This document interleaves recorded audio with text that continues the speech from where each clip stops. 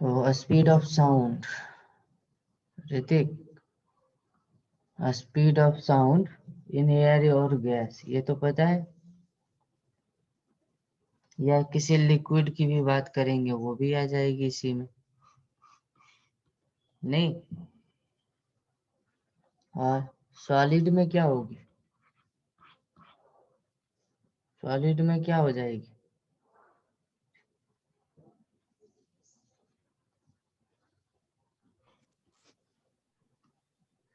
Sir अब cut नहीं होगा। अच्छा, कट क्यों हो रहा है? सर वो पापा जी की एयरटेल वाली डली थी सर, पता नहीं एयरटेल के भी बेकार आ रहे हैं। हम्म। सॉलिड की क्या हो जाएगी? सॉलिड में speed under root Y by rho. Y is the Young's modulus of elasticity and rho is the density। यही था ना? हाँ सर। तो सॉलिड लिक्विड गैस सब में हम कैलकुलेट कर सकते हैं साउंड की स्पीड। फिर बताया था कंपैरिजन। सेकेंड पॉइंट क्या डिस्कस किया था कि जो साउंड की स्पीड होती है सॉलिड में वो ज्यादा होती है लिक्विड से, और लिक्विड हाँ की सर। साउंड की स्पीड ज्यादा होती है गैस से। ऐसा क्यों होता है? क्योंकि सॉलिड में जो यंग्स मॉडुलस होती है ना, उसकी वैल्यू हाँ सर। लिक्विड के बल्क मॉडुलस से ज्यादा होती है, और लिक्विड की बल्क मॉडुलस गैस की बल्क मॉडुलस से ज्यादा होती है। तो ये रीजन है, ये रीजन। डेंसिटी रीजन नहीं है, फॉर्मूला में जो डेंसिटी है वो ज्यादा इफेक्टिव नहीं है, रीजन है इलास्टिसिटी। ठीक है, डेंसिटी का बहुत कम कंट्रीब्यूशन। तो इस तरीके से साउंड की स्पीड को निकाल पाए। अब मैं बात करेंगे न्यूटन्स लॉ। ये भी हमने स्टार्ट कर दिया था ना। न्यूटन्स लॉ क्या हाँ सर। होती है? साउंड के केस में न्यूटन्स लॉ क्या कहता है कि sound wave in a gas propagates isothermally. याद है क्या? Propagates isothermally. जी सर। न्यूटन क्या कहता है कि साउंड जो चलेगी ना वो आइसोथर्मली चलेगी, यानी साउंड के चलने से टेम्परेचर न तो कम होगा न ज्यादा होगा। Means as sound propagates there is no change of temperature at any point of medium। ये न्यूटन का कहना था। तो न्यूटन के अकॉर्डिंग आइसोथर्मल प्रोसेस है, तो आइसोथर्मल प्रोसेस में क्या क्या होती है? टेम्परेचर कांस्टेंट होती है, और किसी गैस या लिक्विड की बात करें तो वो इस रूल को ओबे करता है, PV इक्वल्स टू nRT। तो इधर वाला सारा टर्म कांस्टेंट हो गया, तो PV इक्वल्स टू क्या हो गई? कांस्टेंट। इसी को डिफरेंशिएट कर दिया, इसी को क्या किया? डिफरेंशिएट कर दिया। डिफरेंशिएट, हाँ sir. Differentiate with respect to volume, with respect to volume. तो क्या हो जाती है?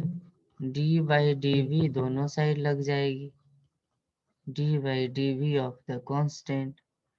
तो कांस्टेंट की डिफरेंशिएशन हो जाती है 0। और सर ये यू, ड्राइव किया था सर शायद।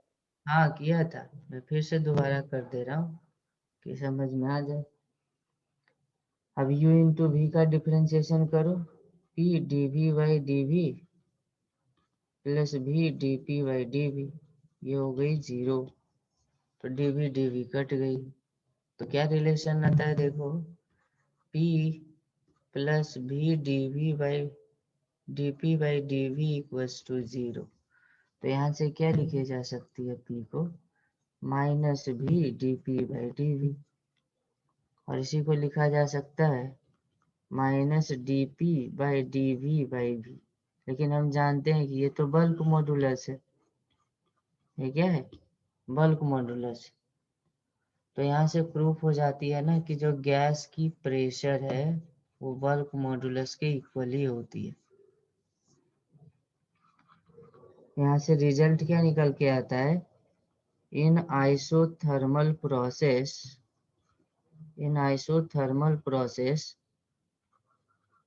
Bulk modulus is equals to pressure of the gas. Gas की जो प्रेशर होती है वही बल्क मॉडुलस होती है आइसोथर्मल प्रोसेस। जी ठीक सर। है, तो फिर क्या किया, जी सर। फॉर्मूला लगा दिया कि किसी भी गैस में साउंड की स्पीड होती है b बाई रो, तो b बाई रो को अब हम p बाई रो लिख सकते हैं क्योंकि b p हो गई। तो न्यूटन ने क्या किया, एयर में कैलकुलेट करने की कोशिश की साउंड की स्पीड। तो एयर में आपको पता है एयर की प्रेशर होती है, कितनी होती है याद है, 1 हाँ एटमॉस्फेयर सर। होती हाँ सर। है, और 1 एटमॉस्फेयर का एसआई यूनिट में वैल्यू होती है 1.01325 10 का पावर 5 न्यूटन पर मीटर स्क्वायर। ये वैल्यू होती है प्रेशर की अर्थ सरफेस पे। ठीक है, तो ये वैल्यू रख दिया हाँ सर। 1.01325 10 का पावर 5। और एयर की डेंसिटी मालूम है क्या, एयर की जी सर। डेंसिटी, एयर की डेंसिटी होती है 1। 1.293 हाँ केजी सर। पर मीटर क्यूब, ये होती है एयर की डेंसिटी, उसको भी रख दिया 293 10 का पावर, सॉरी 10 का पावर कुछ भी नहीं है, केवल 1.293 है। अब इसको सॉल्व कर लेंगे तो एयर की डेंसिटी कितनी आ जाती है, बहुत कम आती है रियल से। ये समथिंग रियल में ना, रियल में साउंड की स्पीड है 332 मीटर पर सेकेंड, लेकिन ये नहीं आता है इस एक्सपेरिमेंट से, इस एक्सपेरिमेंट से बहुत कम आती है। कितना कम आता है, लगभग 270 आ जाता है। कितना आ जाता है, 270। हाँ, लेकिन एक्सपेरिमेंटल रिजल्ट बताता है कि इतना नहीं है। एक्सपेरिमेंटल रिजल्ट क्या बता रहा, एक्सपेरिमेंटल रिजल्ट बताता है ना कि साउंड की स्पीड है 332 मीटर पर सेकेंड। कितने पे, 0 डिग्री सेल्सियस पे, अलग अलग टेम्परेचर पे अलग अलग है। लेकिन जो न्यूटन का आया वो 0 डिग्री सेल्सियस पे कितना वैल्यू आया, 270 आया। तो थोड़ा सा फॉल्ट दिख रहा है नहीं। हाँ सर, ज्यादा फॉल्ट है। हाँ, एक्सपेरिमेंट कहता है कि 332 आनी चाहिए, जबकि उसका थ्योरेटिकली 270 आ रहा था। इसका मतलब ये वाली नियम करेक्ट नहीं है न्यूटन की। तो वहां पे एक साइंटिस्ट आता है Laplace, Laplace correction of Newton's law.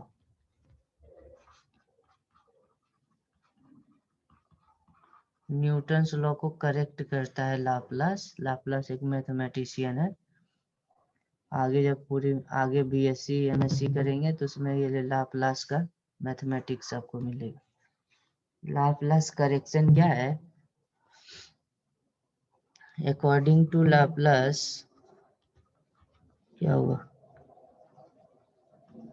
According to Laplace,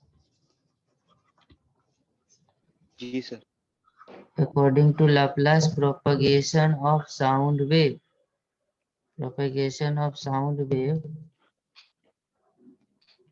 is adiabatic। क्या कहता है, एडियाबेटिक। न्यूटन ने बोला था आइसोथर्मल, लाप्लास ने करेक्शन करके उसे क्या बोला है, एडियाबैटिक।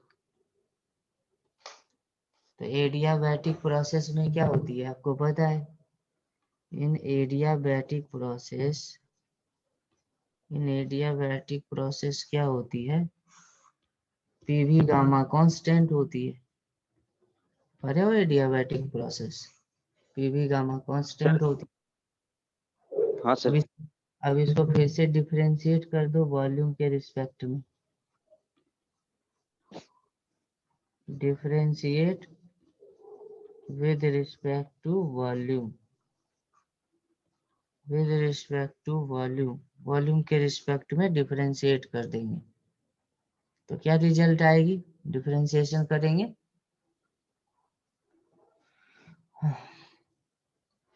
दोनों side d by d v लगाएंगे, पीवी गामा, इधर भी d by d v constant, तो कांस्टेंट की डिफरेंशिएशन तो 0 आ जाएगी।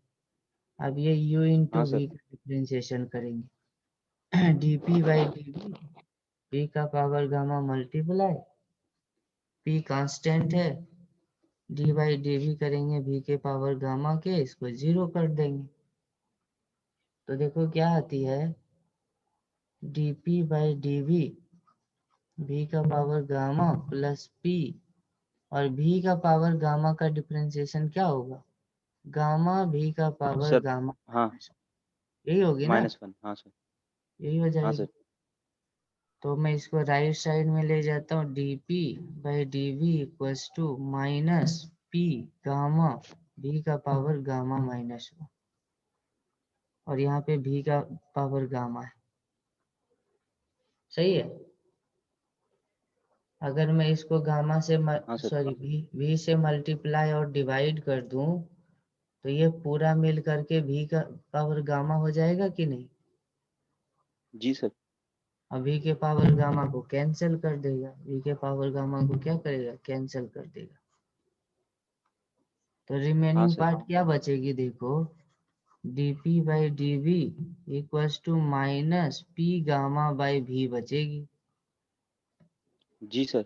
अब p की वैल्यू क्या बचेगी, या p गामा की वैल्यू माइनस p गामा लिखूं तो b उधर जाके मल्टीप्लाई हो जाएगा, dp बाई dv हो जाएगी, और माइनस को इस साइड कर दूं तो minus v dp by dv equals to p gamma आती है, और p गामा की वैल्यू आती है minus dp by dv by v। ये क्या है? Sir bulk modulus. हाँ, ये तो बल्क मॉडुलस है। तो बल्क मॉडुलस की वैल्यू क्या आती है? p गामा आती है। यहाँ से जी एक सर। रिजल्ट निकल के आता है कि in adiabatic process bulk modulus is p gamma, bulk modulus is p gamma, bulk modulus की वैल्यू p गामा के, और आइसोथर्मल में बल्क मॉडुलस केवल प्रेशर होती है, एडियाबैटिक में प्रेशर मल्टीप्लाई गामा। अच्छा, ये गामा क्या है? गामा आपको याद है Cp बाई Cv लिखते हैं हीट में, थर्मोडायनेमिक्स में। हाँ सर। गामा है स्पेसिफिक हीट रेशियो, गामा क्या है? Specific heat ratio.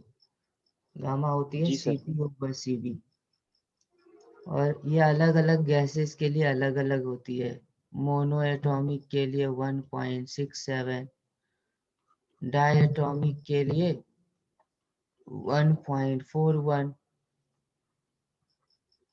Try atomic के लिए 1.30, ये होती है गामा की वैल्यू। जी ठीक सर। है। या इसको अगर रेशियो में देखो तो इसको 5/3 लिख सकते हैं, और हाँ इसको सर। अप्रोक्सीमेटली कैलकुलेशन में ऐसा रखो ना कि कैलकुलेशन में आसान हो जाए। 1.40 को कितना लिख सकते हैं बताओ? 7/5, हाँ सर। 7/5 होती है। 1.4। जी सर। हाँ, और सर ट्राई इसमें तो सर एक चीज समझ में नहीं आई सर। क्या? सर क्या कहते हैं, मतलब हमने इसका शुरुआत में उसका मतलब जब न्यूटन ने बताया था सर, उसने बताया था आइसोथर्मिक पे सर, हम्म, और इसने बताया सर एडियाबैटिक पे। हम्म। सर कंक्लूजन समझ में नहीं आ रहा सर। तो न्यूटन ने बताया दोनों में सर। आइसोथर्मल है, तो न्यूटन का फेल हो गया ना, क्योंकि एक्सपेरिमेंटल रिजल्ट सेटिस्फाई नहीं कर पाया। हम्म, इसका मतलब जी सर। आइसोथर्मली साउंड नहीं चलती है, ये प्रूफ हुआ। हाँ सर। सर तो एडियाबैटिक मतलब प्रोसेस जो होती है सर, मतलब वो रिवर्सिबल होती है सर, है ना? रिवर्सिबल या इरिवर्सिबल से कोई मतलब नहीं है। रिवर्सिबल हो भी सकता है कोई प्रोसेस, नहीं भी हो सकता है। जी रिवर्सिबल सर। इरिवर्सिबल का क्या यूज है यहाँ पे? मैंने तो नाम भी नहीं लिया। हाँ सर। एनर्जी कंजर्व करना रहेगा, वर्क निकालना रहेगा, तब उसकी बात करेंगे। इसकी तो कोई जरूरत ही नहीं है यहाँ पे। यहाँ पे सिंपल है कि पहले ये सारे फॉर्मूले आए, v बाई रो, और फिर न्यूटन ने एक लॉ दिया जो एक्सपेरिमेंटली सेटिस्फाई नहीं हो पाया, तो उसको करेक्ट करने के लिए जी। लाप्लास ने बोला कि एडियाबैटिक प्रोसेस है। हम्म। जी सर। तो जी यहाँ सर। तक आया। सर ये मैथमेटिशियन था सर, तो फिजिक्स में क्यों आए? अगर मैथमेटिक्स और फिजिक्स डिफरेंट तुम्हें लगता है ना, डिफरेंस क्या है? हाँ सर। मैथ, फिजिक्स को भी मैथ के ही लैंग्वेज से स्टडी करते हैं ना। हाँ तो सर। हाँ। मैथ और फिजिक्स में कोई जी सर। आगे चल के कोई डिफरेंस नजर नहीं आएगा। हाँ सर। शुरुआत में ऐसा लगता है कि डिफरेंस है, आगे देखेंगे तो मैथ में फिजिक्स पढ़ रहे होंगे, फिजिक्स में मैथ पढ़ रहे होंगे, पूरा मिक्स रहता है। चलो, जी। जी तो सर। कैलकुलेशन करते हैं। लाप्लास ने जो फॉर्मूला बोला है, वो बोला कि आप बी, जो बी बाय रो होती है, बी को हम लोग लिख सकते हैं पी गामा। क्या लिख सकते हैं? P gamma. जी अब सर। वैल्यू रख करके देखते हैं कितनी आती है। तो पी का वैल्यू जी होता सर। है एयर के लिए 1.01325 10 का पावर 5। गामा, हाँ सर। एयर को जनरली क्या माना जाता है? डाई एटॉमिक माना जाता है। ठीक है। सर तो डाई एटॉमिक सर मतलब? ऑन एन एवरेज बहुत सारे गैस हाँ मिले सर। हुए हैं ना, हाँ हाँ सर। हाँ। तो इसलिए ऑन एन एवरेज उसका जो एवरेज निकालता है ना, तो वो डायटोमिक बिहेवियर आता है। तो गामा जी की सर। वैल्यू डायटोमिक के लिए कितनी होती है? 1.41 अभी लिखा था। हाँ सर। और डेंसिटी होती है 1.293 kg पर मीटर क्यूब। तो इन सारे वैल्यूज को रखने के बाद ये अप्रोक्सीमेटली आ जाता है 331 पॉइंट समथिंग, यानी आ जाता है लगभग लगभग एक्सपेरिमेंटल रिजल्ट के बराबर। जी सर। यही तो था सर एक्सपेरिमेंटल। ये, हाँ सर। सर ये उसने ना सर आंसर देख के निकाल दिया होगा। वो ऐसा बेवकूफी नहीं करता है। बाद का जो साइंटिस्ट होता है ना, पहले के साइंटिस्ट का रिजल्ट देखता है कि रिजल्ट में क्या गड़बड़ी हो सकता है। तो उसको ऐसा हो सकता हाँ है सर। लगा हो कि न्यूटन आइसोथर्मल हाँ दे सर। रहा है, तो मैं एडियाबैटिक करके देखता हूँ। हाँ सर। हाँ। ठीक है। जी सर। तो इसका रिजल्ट सही आ रहा है नहीं, इसकी हाँ सर। मतलब है, इसका सर मेरे मतलब साथ वाला। हाँ सर। ये प्रूफ हो गया है ना कि sound wave in a medium propagates not isothermally, but adiabatically। ये प्रूफ हो गया नहीं, क्योंकि इसका हाँ सर। एक्सपेरिमेंटल रिजल्ट के साथ जो वैल्यू है वो सेटिस्फाई हो गया।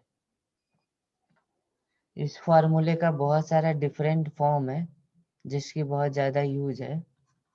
तो उस डिफरेंट फॉर्म्स को हम लोग लिख लेते हैं। डिफरेंट फॉर्म्स कौन कौन सा डिफरेंट फॉर्म्स है? एक तो हमारा ये आ गया under root P gamma by rho. हाँ और सर। अब हमें इसे टेम्परेचर में बदलना होगा, क्योंकि ना जनरली क्वेश्चन टेम्परेचर का आता है। तो ये एक फॉर्मूला जानते हो क्या? एयर केमिस्ट्री में पढ़े होगे, गैसियस स्टेज में density equals to PM by RT. हाँ नहीं सर पढ़ा है। मैं प्रूफ कर देता हूँ। देखो ऐसे करेंगे, पीवी इक्वल्स टू एनआरटी होती है। हाँ सर होती है। पीवी इक्वल्स टू एन क्या होती है? मोल होती है मास बाय मॉलिक्यूलर वेट। सही है। हाँ हाँ सर। फिर मैं इसको क्या लिखा हूँ? हाँ सर। वो capital M M by V R T. तो और ये मास बाय वॉल्यूम है, जिसको डेंसिटी बोल सकते हैं। जी। तो इसको पी हाँ sir M density. Plus two rho R T लिख सकता हूँ क्या? तो डेंसिटी हाँ equals sir. To P M by R T हो गया क्या? हाँ हो सर। गया। ये रिजल्ट सर ये समझ। मोलर, हाँ सर। ये तो बहुत ज्यादा यूज करते हैं केमिस्ट्री में, हाँ कैसे सर आ नहीं? गया। तो हमारे गुरुजी एक ट्रिक बताते थे, सर इसको याद केमिस्ट्री रख। नहीं हो रही सर। हाँ, सुनो ना, हमारे गुरुजी एक ट्रिक बताते हाँ थे सर। इसको याद करने के लिए। बताए थे जो मुझे याद है, कि जो जी सर। डेंसिटी होगी ना वो प्राइम मिनिस्टर बाय राष्ट्रपति होगा, प्रधानमंत्री बटे राष्ट्रपति। ठीक है, वो मुझे अभी तक हाँ याद है। सर। हाँ सर। प्रधानमंत्री बटे राष्ट्रपति। प्रधानमंत्री का पोस्ट ऊंचा है ना, ज्यादा एक्टिव दिखते हैं, राष्ट्रपति सोए हुए दिखते हैं नीचे। हाँ हाँ सर। तो सर अब डेंसिटी याद रहेगा सर। याद रहेगा ना? हाँ सर। सर आपने जो वो बताया था ना सर ट्रिक, उसके लिए अ, उसके लिए सर रिजल्ट मतलब सर वो होता है ना स्प्रिंग का वो हाँ हाँ पैरेलल, और सर क्या कहते हैं उसके लिए सर? हाँ।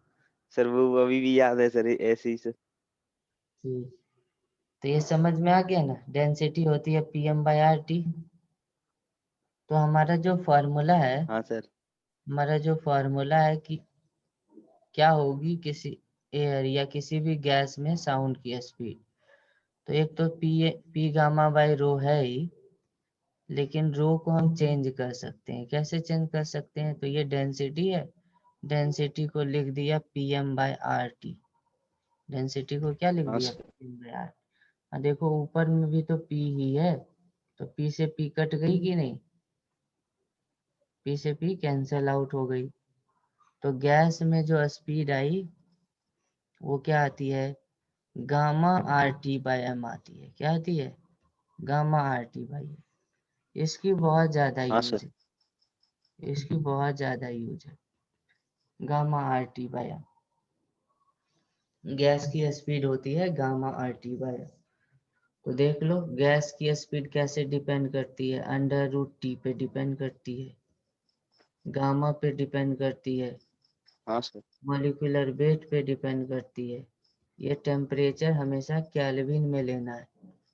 Temperature must be in Kelvin. और ये गामा तो जानते ही हैं, m is the molecular weight, और ये हमेशा किलोग्राम में लेना है। ठीक है, किलोग्राम में लेना है। तो चलो कैलकुलेशन करते हैं, और क्या कैलकुलेशन करते हैं। किसकी हाँ सर। कैलकुलेशन करें?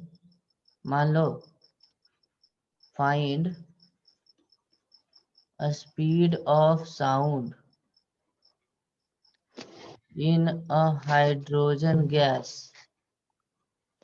Speed of sound in a hydrogen gas at 0 degree Celsius.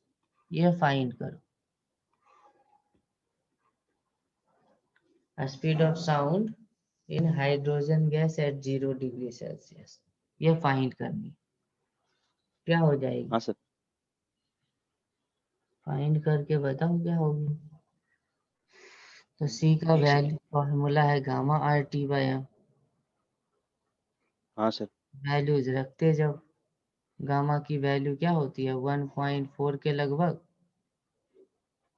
और आर की वैल्यू कितनी होती है बताओ। आर की वैल्यू, गैस कांस्टेंट की वैल्यू, तो फिजिक्स में हमेशा यूज करेंगे 8.314। जी सर। और टेम्परेचर 0 डिग्री सेल्सियस है, तो 0 डिग्री सेल्सियस को केल्विन में कन्वर्ट करेंगे, 273 जी सर। केल्विन। 273। हाँ और सर। हाइड्रोजन की मॉलिक्यूलर वेट कितनी होती है? हाँ 2 होती सर है ना। पता नहीं। हाइड्रोजन का भी नहीं याद है? 2 नहीं होती है? आकाश नहीं याद है? हाँ, सर आकाश आ गया, जग गए भाई। आकाश, आकाश बोल नहीं रहा है। हाँ सो रहा सर। होगा। क्यों आकाश, सुबह हाँ हो सर। गई? मॉलिक्यूलर वेट हाँ सर। हाइड्रोजन की कितनी हो जाएगी? हाइड्रोजन गैस 2 हो जाएगी। सर हाइड्रोजन गैस जी का, हाँ। वो होती है 2 हाँ सर। ग्राम पर मोल। क्या होती है देखो मॉलिक्यूलर वेट, समझो सर पहले। डिस्कनेक्ट होने वाला होगा सर। अरे मॉलिक्यूलर वेट होती है ना, मॉलिक्यूलर वेट ऑफ हाँ हाइड्रोजन सर। होता है 2 ग्राम पर मोल। तो ग्राम को केजी में बदलना होगा, ऐसे नहीं डायरेक्ट रख देंगे। तो इतना केजी पर मोल। अब इसको रखेंगे, ठीक है, ग्राम को केजी में कन्वर्ट करके रख जी सर। देंगे। सॉल्व कर लेंगे, सॉल्व करने के बाद रिजल्ट आ जाएगी। सॉल्व करो पूरा, क्योंकि जेई में जी सर। आजकल जो क्वेश्चन आ रहे हैं ना, ऐसा अटपटा टाइप का क्वेश्चन न्यूमेरिकल सॉल्व करना पड़ रहा है। तो इसको पूरा सॉल्व करो। सर इसे उसमें से सर एफरक्स लगा के सर बाहर निकाल लूं। क्या करो? मगर 8 नहीं निकल पाएगा सर। नहीं सर, नहीं निकल पाएगा सर। अप्रोक्स करो ना, कुछ ज्यादा कुछ कम ऐसे कर सकते हो। जैसे हाँ सर। इसको 1.6 लिख दो और इसको 8 लिख दो। हाँ सर। तो ऐसे कुछ करो, 1.6 मल्टीप्लाई 8, 273, सर ये 273। कैसे किया? अरे 2 पॉइंट इसमें कम कर दिया, इसमें ज्यादा कर दिया, और क्या। हाँ सर। और 273 कुछ ऑड टाइप का दिख रहा है, तो 272 रख दो। नीचे में 2 हाँ सर। कर दो, ऊपर में 1000 कर, थोड़ा इधर उधर करो। क्योंकि जो ऑप्शन रहेगा ना वो नियरेस्ट नहीं रहता है, तो थोड़ा बहुत चेंजेस करने पे कोई असर नहीं रहेगा। तो ये 4 टाइम्स जी सर। कैंसिल आउट हो जाएगी, और ये 10 नीचे आ जाएगा। तो क्या आ जाएगी, 4 का रूट 4, यहाँ पे 4 जो दिख रहा है इसकी स्क्वायर रूट 2 बाहर आ गई। यहाँ 16 दिख रहा है, 16 का स्क्वायर रूट 4 बाहर आ गई। एक जीरो से कट गई। 100 बचा, 100 का रूट 10 बाहर आ गया। अंदर में बचा 272। हाँ सर। ये कितना सर हो इसे गया? उससे कर डालेंगे। ये हो गया 80। और फिर इसको देखो कितना हो जाएगा। हाँ सर। 4 से कट करो तो हम्म। 4 6 जा 24, और 4 8 जा 32, यही तो आया। हाँ सर। फिर इसको 80 मल्टीप्लाई 4, ये 17 मल्टीप्लाई 4 हो जाएगी। 4 मल्टीप्लाई हाँ 4 सर। का रूट 4 हो गया, जो कि बाहर गया। हाँ इस सर। तरीके की सॉल्विंग बहुत आ रहा है। और ये अप्रोक्सीमेटली 16 है, कितना है? 4, हाँ सर 16। 16 है, तो उसको भी 4 ले लो। तो ओवरऑल ये आ गया 80 मल्टीप्लाई 16। इतना अप्रोक्सीमेशन चलेगा, ऑप्शन ऐसा दिया रहता है कि इतना चलेगा। देखो कितना आ गया, इतना मीटर पर सेकेंड आ गया। सर ये कुछ ज्यादा सर एप्रोक्स में नहीं चला गया सर? कहाँ अप्रोक्स ज्यादा गया? कैलकुलेटर से करो फिर, कैलकुलेटर से सर करके तब तो इतना हुआ। जैसे अभी निकाले ना इसको, हाँ और सर। फिर कैलकुलेटर से कैलकुलेट करके मैच कर लेना कितना का डिफरेंस आया। ऑप्शन ऐसा दिया रहेगा, जी ऑप्शन दिया रहेगा 332, 500, 1100, और फिर अप्रोक्सीमेटली ऐसा रहेगा 1300 के अप्रोक्स में। तो कौन सा टिक लगाएंगे? Sir sir 1100 sir. नहीं बेवकूफ है सर, क्या? सर 13 सर 4 वाला सर। हाँ तो ये हो जाएगी। तो ऑप्शन इस तरीके का आएगा, लेकिन कैलकुलेशन करना पड़ेगा। तो ये वाला जो मैं कैलकुलेट किया हूँ, तुम इसको ना कैलकुलेटर का यूज करके करो, ठीक है, बाद में, और फिर कंपेयर करो कि कितना का डिफरेंस आया। हाँ कैलकुलेटर सर। का यूज करके डिफरेंस देखो,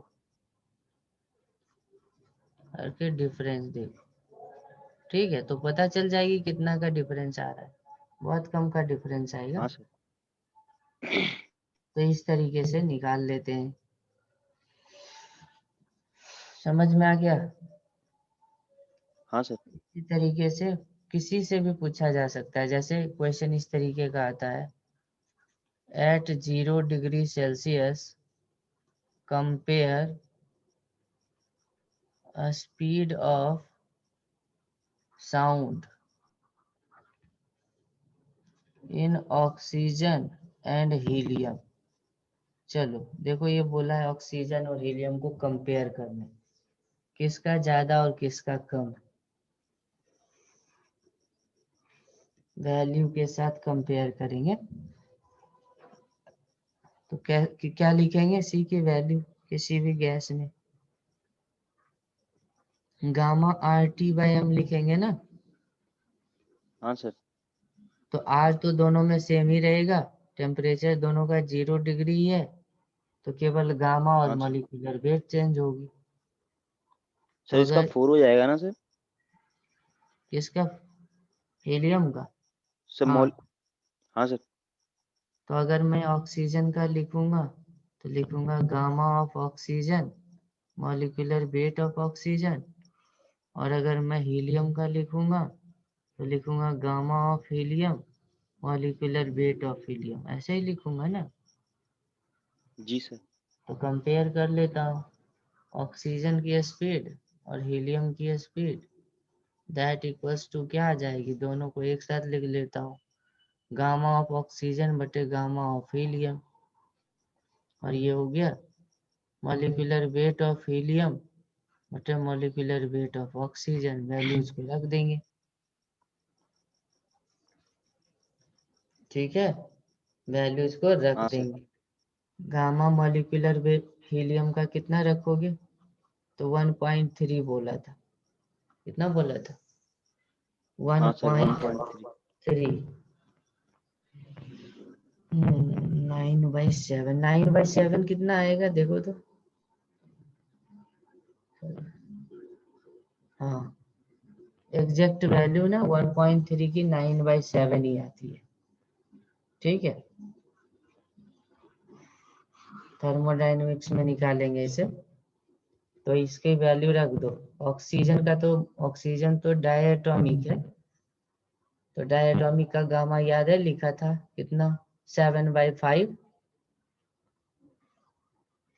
और हीलियम मोनोएटॉमिक है, तो 9/7 हो गई। और मॉलिक्यूलर वेट हीलियम की 4 हो गई। ऑक्सीजन की कितनी हो जाएगी बताओ? 32 हो जाएगी। हाँ सर। ऑक्सीजन की मॉलिक्यूलर वेट 32 और हीलियम की 4। अब इसको सॉल्व कर लो, कंपैरिजन में आ जाएगा किसका कितना गुना ज्यादा है। तो ये 7 × 7 49 हो गई, 7 से 7 कट गया सर। है ना, हाँ सर। 45 हो गई, और ये 1/8 हो गई, यही ना। हाँ सर। तो 49 का रूट कितना हो गया? 7 49 सर। का रूट 7 हो गया। और 8 को लिख दो 4 × 2, तो 2 बाहर आ हाँ जाएगा, सर। ये बचेगा √90। क्या बचेगा? हाँ सर। अब 90 का रूट निकाल लो, 90 का रूट निकाल लो या कुछ और करो आगे। 81 के नियरेस्ट में है ना, 81 के नियरेस्ट में है। हाँ सर। रूट निकालने आता है कि नहीं आता है? हाँ सर, मान लो आपने अगर ये बताया था। ऑप्शन रहा तब, अगर मान लो ये ऑप्शन रहा तब तो यही आंसर हो गया हमारा, ऑक्सीजन और हीलियम के स्पीड का रेशियो, यही आंसर हो गया। लेकिन मान लो अगर डेसिमल में दिया है, क्योंकि आजकल जो क्वेश्चन आ रहा है ना उसमें कैलकुलेशन बहुत ज़्यादा आ रहा है, तो वो कैलकुलेशन से पूरा करो, इसको डेसिमल में कन्वर्ट करके फिर डिवाइड करो, कितना आ जाएगा √90। ये आप करना सर आगे। निकाल लिया रूट सर इस। निकालने का ट्रिक भी रूट हाँ निकालने सर। का ट्रिक भी बताया था ना, सर 8.5 सर। √9, तो 81 + 9 कर देंगे, ये आ जाएगी जी सर। 81 की √9 + 9/2 मल्टीप्लाई 9, तो 9 से 9 कट गई, 9.5 आती है। कितनी आती है? हाँ सर 9.5। हाँ सर 9.5। हाँ, तो 7/2 9.5, तो 7/19 आ गई। हाँ कितनी सर आ गई? हो सकता है ये भी 7 बाई ऑप्शन हो, 19। हो सकता जी है सर। ये भी ऑप्शन हो, या इसको डेसिमल में कन्वर्ट करना है तो डेसिमल में कन्वर्ट कर दो, हाँ सर। 19 के टेबल से कन्वर्ट कर दो, कितनी आ जाएगी?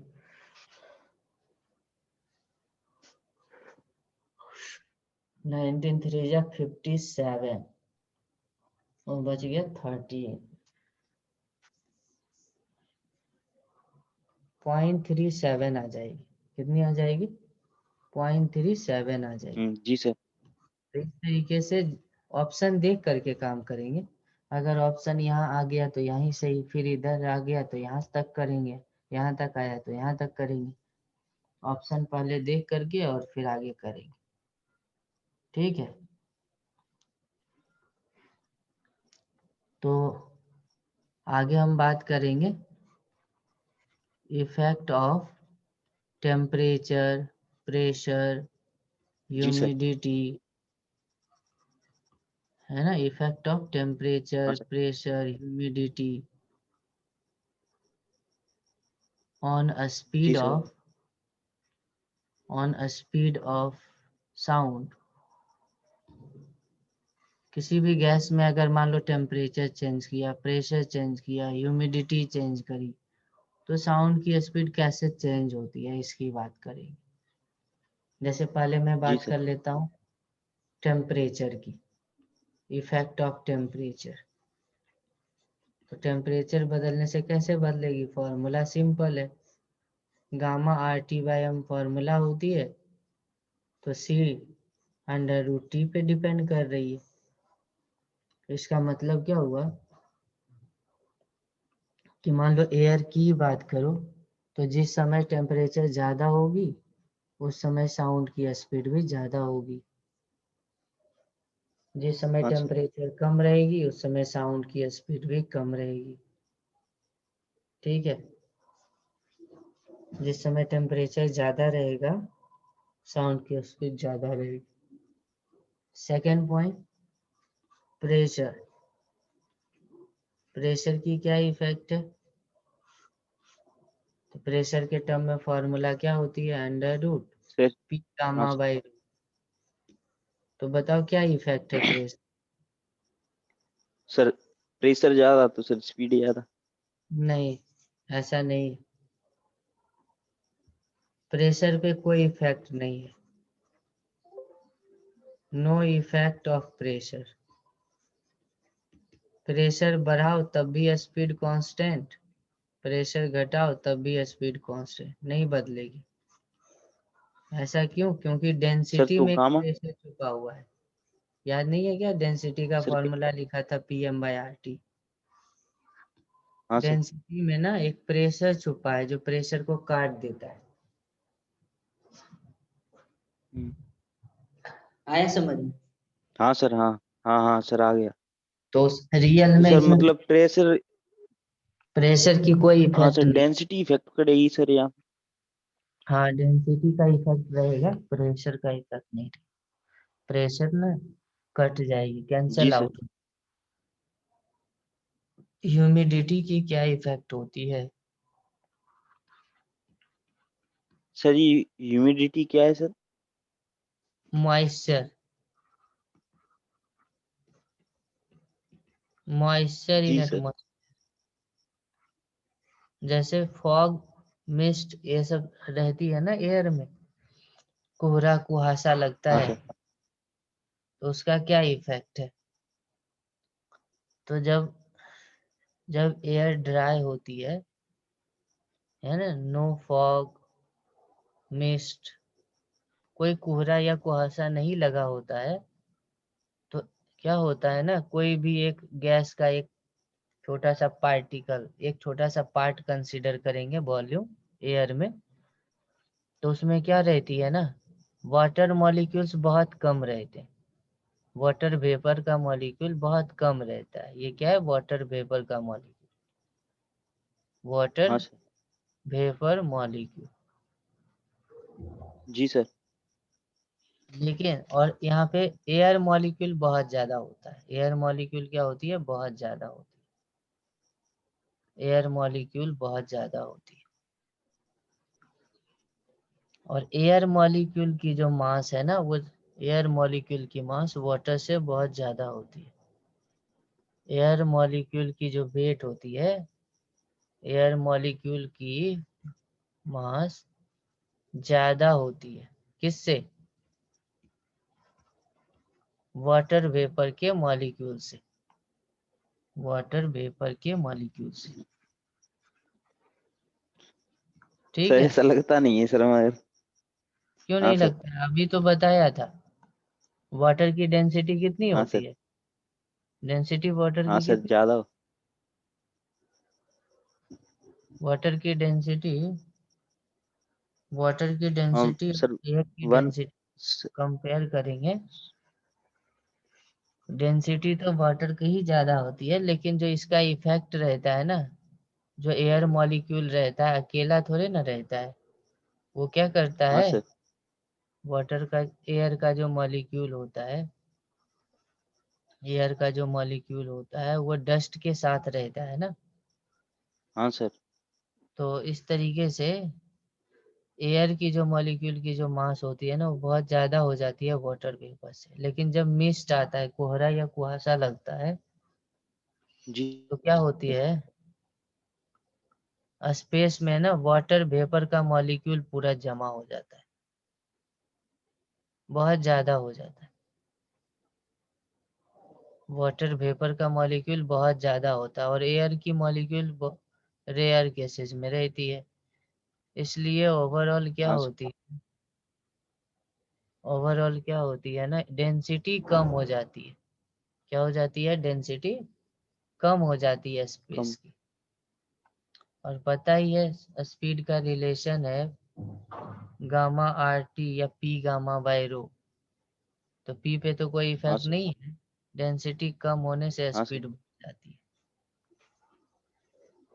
तो जब ह्यूमिडिटी रहती है ना, तो डेंसिटी कम हो जाती है, और इस वजह से स्पीड बढ़ जाती है। ये इफेक्ट। ठीक जी है? सर। तो यहाँ तक रिवाइज कर लेना। जी यहाँ सर। तक रिवाइज कर लेना। फिर हम लोग कल नेक्स्ट क्लास में साउंड की इंटरफेरेंस को देखेंगे। जी सर। Sound sir